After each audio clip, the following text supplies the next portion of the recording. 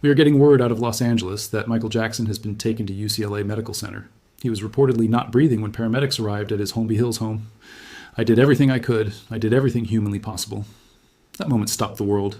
Not because people were surprised that Michael Jackson was fragile, not because they didn't know he had been struggling, but because the man who had sold over 400 million records, who had moonwalked across 1 billion television screens, who had once seemed untouchable by everything the world could throw at him, died in a rented house in Los Angeles with a hired doctor by his side and a bottle of surgical anesthetic in his bloodstream.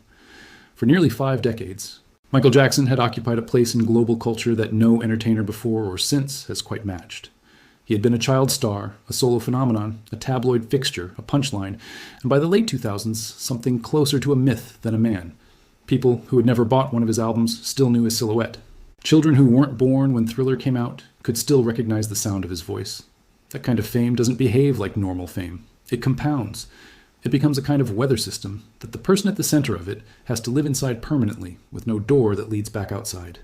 For years, the official story of his death was simple.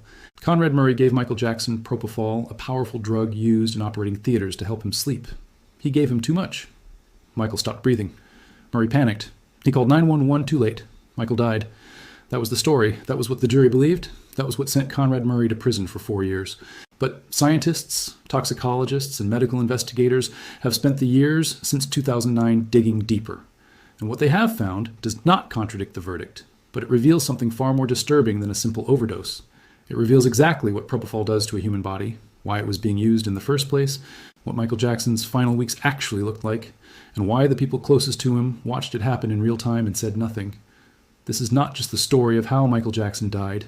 This is the story of what the science actually says and what it tells us about the price of being the most famous person on Earth. To understand what happened to Michael Jackson, you first have to understand propofol. And once you understand it, you will never be able to hear the name Conrad Murray the same way again. Propofol is not a sleeping pill. It is not a sedative you take at home. It is not something a pharmacist hands you across a counter. It is a general anesthetic, the kind of drug that puts people completely unconscious before surgery. The kind that requires a trained anesthesiologist present at all times.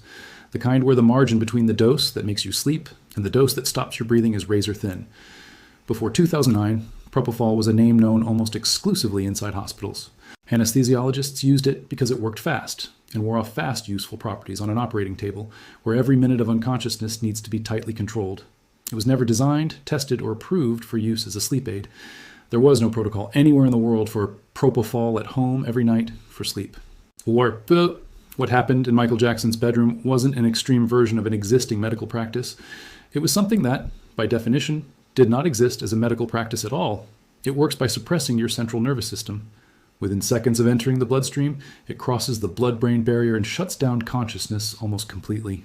It eliminates REM sleep, the dream stage, entirely. It does not give you rest. It gives you something closer to a medical coma.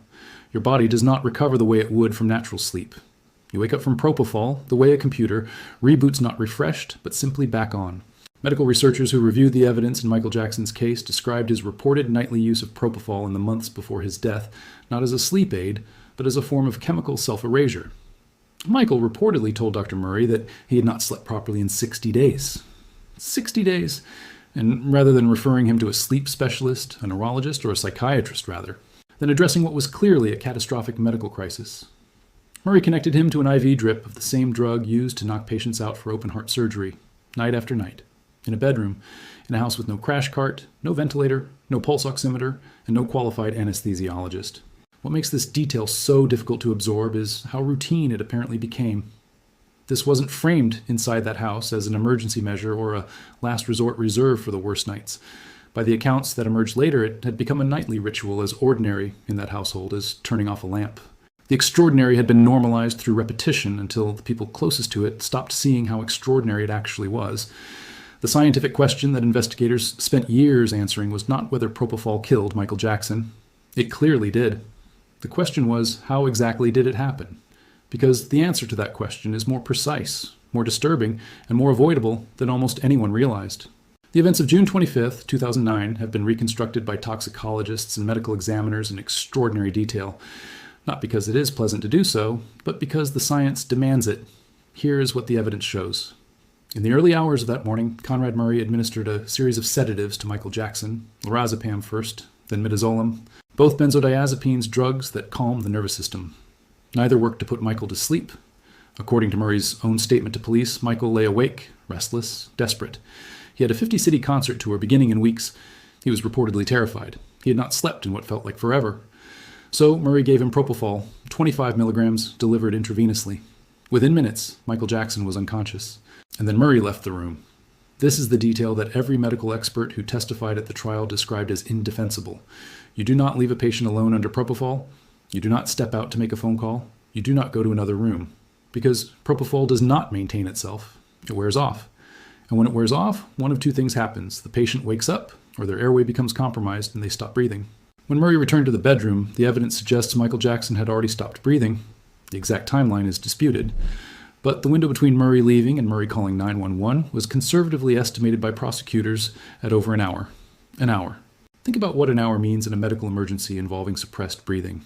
Emergency responders talk about minutes, sometimes seconds, as the window in which oxygen deprivation begins, causing irreversible damage to the brain and other organs. An hour is not a delay. An hour is the entire emergency happening, unfolding and concluding, with no one in the room to see it happen or intervene at any point along the way. The toxicology reports showed that by the time paramedics arrived, Michael Jackson had been without oxygen long enough that resuscitation was, in the clinical language of the coroner, not successful. He was pronounced dead at UCLA Medical Center at 2:26 p.m. on June 25, 2009. He was 50 years old. The autopsy performed by the Los Angeles County Department of Medical Examiner coroner produced findings that went far beyond propofol. Michael Jackson's body told a story of years of medical struggle. His stomach contained undigested pill residue. His arm showed signs of repeated injections. His body weight was described as extremely low for a man of his height. Reports placed him at around 136 pounds at the time of his death. His lungs showed signs of chronic inflammation, consistent with a history of respiratory compromise. His skin showed the physical evidence of the vitiligo he had spoken about publicly for decades. And his heart, despite widespread rumor at the time, was found to be in generally normal condition. His heart did not kill him. His lungs did not kill him. The absence of oxygen killed him. And the absence of oxygen was caused by propofol administered without proper monitoring. But the most significant toxicological finding was what the coroner described as the combination effect. Michael's blood contained not just propofol, but lorazepam, midazolam, diazepam, lidocaine, and ephedrine all present simultaneously. Each drug alone would have been significant. Together, in that combination, they created a level of central nervous system suppression that his body simply could not recover from without immediate medical intervention. What's striking is that none of these were exotic or hard-to-obtain substances. Each one, individually, is common in medical settings and prescribed every day around the world for legitimate reasons. The danger here wasn't any single drug, it was the stacking. It was the absence of anyone tracking the cumulative picture. 5 different medications, 5 different mechanisms of sedation, all converging on one body at the same time, with no chart, no monitoring equipment, and no second opinion in the room. The lead toxicologist who testified described it plainly. He said, and I am paraphrasing closely because the language matters, that what killed Michael Jackson was not a single catastrophic dose. It was a cascade, each drug lowering the threshold a little further until the body reached a point where it could no longer maintain its own basic functions without assistance. And the one person in the room who was supposed to provide that assistance was not in the room. That is what the science says. Not conjecture, not conspiracy. The science. But here is what makes this story more than a medical case study. Here is what takes it from tragedy to something that still does not sit right 15 years later. In the weeks before Michael Jackson died, the people around him saw what was happening. Rehearsal footage from the This Is It concert preparations footage that became the documentary released after his death shows Michael at times electrifying, sharp, present, every bit the performer people remembered. And then, in other moments, the same footage shows a version of him that is visibly struggling, thin inside his costumes, slow between movements, staring into a middle distance that the camera could see even when the people in the room seemed to look away. Those two versions of him existed within the same days, sometimes within the same rehearsal. Choreographers and musicians who worked alongside him during that period later described an atmosphere of cautious optimism mixed with private concern, the sense that everyone could see something wasn't quite right, but no one wanted to be the person who said it out loud to the man himself or to the people funding the tour. 50 sold-out shows in London were on the line. A global production, hundreds of jobs, an enormous financial machine, all of it pointed forward toward opening night, regardless of what was visibly happening to the person at its center. There's a particular kind of silence that forms around someone who is too important to question. It isn't malicious, most of the time. It's structural. Everyone in that rehearsal room had a job, a contract, a stake in the production moving forward. Raising an alarm meant risking all of it, not just for themselves, but for the hundreds of people whose paychecks depended on opening night happening on schedule. So instead of one big failure to act, there were dozens of small ones. Glances exchanged instead of conversations had. Concerns mentioned to colleagues instead of to anyone with the authority to stop the machine. Kenny Ortega, the director of the This Is It shows, sent an email to AEG Live executives on June 20th, 2009, 5 days before Michael died, expressing serious concern.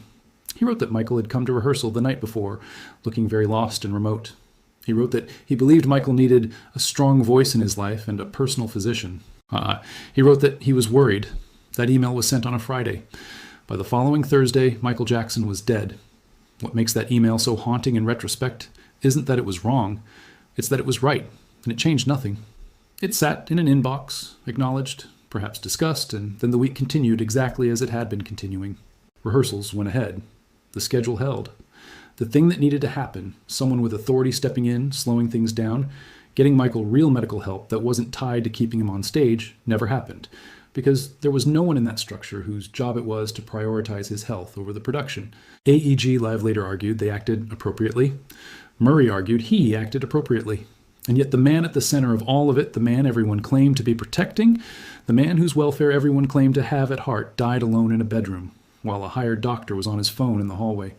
Scientists can tell you exactly what propofol did to Michael Jackson's body. They can chart his blood levels. They can describe the pharmacokinetics with clinical precision.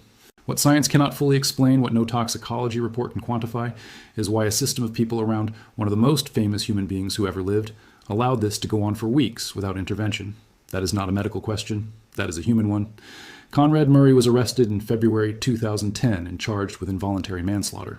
The trial lasted 6 weeks. The verdict took the jury fewer than 10 hours to reach. Guilty. But the trial revealed things that went beyond Murray's individual actions. It revealed a system of incentives and dependencies that had been building around Michael Jackson for years. Murray had been hired directly by AEG Live, the concert promoter, at a salary of $150,000 per month. He was not Michael's long-standing personal physician. He was a cardiologist brought in specifically for the This Is It tour. Think about that for a moment. A cardiologist, hired by a concert promoter, paid $150,000 a month to keep a globally famous performer functional enough to do 50 shows in London. That arrangement alone tells you something about how the entire ecosystem around major tours can operate. The doctor's incentive wasn't structured around Michael's long-term health. It was structured around his ability to perform night after night on schedule. Those two things can overlap. A healthy performer is generally a functional one, but they are not the same goal, and when they diverge, the financial incentive points in only one direction. Expert witnesses at the trial testified that no physician operating within the standard of care would have administered propofol outside a hospital setting, ever under any circumstances. That is not a gray area. That is not a medical judgment call. It is a fundamental line that Conrad Murray crossed every single night for approximately 2 months. The criminal trial wasn't the only legal proceeding to come out of Michael Jackson's death. The Jackson family later pursued a civil wrongful death case against AEG Live, arguing that the company bore responsibility for hiring and supervising Murray in the first place.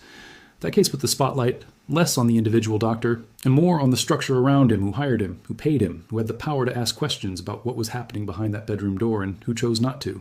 The civil trial took months. It involved testimony from people across Michael's professional and personal life, financial records, internal AEG communications, and extensive expert analysis. The jury in that case ultimately found that AEG had indeed hired Murray, but did not find the company liable for his conduct in the way the family had argued. The legal outcome, in that sense, drew a sharp line. Hiring someone is not the same in the eyes of that jury as being responsible for what that person does once hired. But the proceedings themselves surfaced something that mattered regardless of the verdict. Internal emails and testimony painted a picture of a production that was deeply aware its star was struggling aware enough to write concerned emails about it, aware enough to discuss it among executives, and yet deeply invested in him performing anyway. The case didn't need to assign legal blame to AEG for that picture to register with the public. The emails existed. The concerns had been raised. And the show, until 5 days before Michael's death, had continued moving toward opening night regardless. Murray's defense tried to argue that Michael Jackson had administered additional propofol to himself while Murray was out of the room, that Michael was, in effect, responsible for his own death. The jury rejected this argument, but the defense raised it for a reason, because in a strange way it pointed to something real, not about blame, but about desperation. Michael Jackson reportedly believed propofol was the only thing that could give him rest. He had names for it. He called it his milk, a reference to its white, milky appearance. He had reportedly been using versions of this treatment for years, in different countries, with different doctors. The propofol was not new. What was new was doing it without proper supervision. What was new was a doctor who was willing, for $150,000 a month, to say yes. In the years since Michael Jackson's death, research into propofol use, sleep disorders, and the long-term effects of chronic sleep deprivation has expanded significantly, and some of what scientists now know adds a layer to this story that was not fully understood in 2009. Chronic sleep deprivation of the kind Michael reportedly experienced 60 consecutive days without meaningful natural sleep produces neurological effects that look, from the outside, almost indistinguishable from other conditions: cognitive impairment, emotional dysregulation, physical deterioration. A person experiencing that level of sleep deficit is not making fully rational decisions. They are operating in a kind of permanent fog, reaching for anything that offers even temporary relief. Researchers studying extreme sleep deprivation in other contexts, shift workers, military personnel, people with severe insomnia disorders, have documented similar patterns.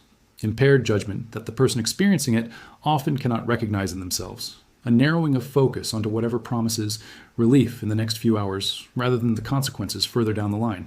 And a kind of tolerance that builds quietly, so that what once felt like an extreme measure starts to feel unremarkable. There's a particularly cruel irony embedded in this science. The very thing that makes severe sleep deprivation so dangerous, the way it erodes a person's ability to recognize how impaired they've become, is the same thing that would have made it almost impossible for Michael Jackson on any given night to step back and say, "This has gone too far."